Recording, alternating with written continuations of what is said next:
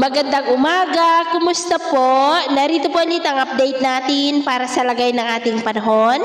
Ngayong umaga po ng April 4, 2024 na kung saan sa ngayon ay patuloy pa rin po na easterlies ang hangin na umiihip po dito sa ating bansa habang yung ridge po ng HPA na nasa silangan po ng Japan ay umaabot po ang ridge nito dyan sa silangang bahagi ng Luzon na mas nagdudulot po ng mainit at maalinsangan na panahon sa malaking bahagi ng ating bansa.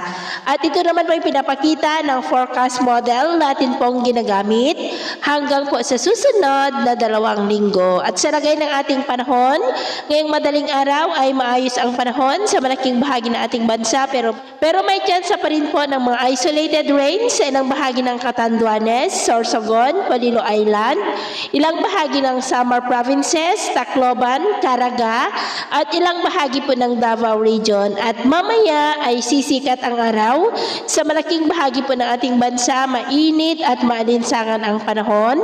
Pero may chance pa rin ng maulap na kalangitan with isolated rain sa ilang bahagi ng Polillo Island, Legazpi, Camarines Norte, Tacloban, Southern Leyte, at ilang bahagi ng Surigao del Sur, maging po silang bahagi ng Davao Region. At mamayang hapon, mataas pa rin ang tsansa ng maulap na kalangitan with isolated rain sa ilang bahagi po ng Northern Mindanao, Caraga, Davao Region, at ilang bahagi po ng Isabela. At sa atin naman po mga baybayin, wala naman po tayong nakataas na namang gale warning signals.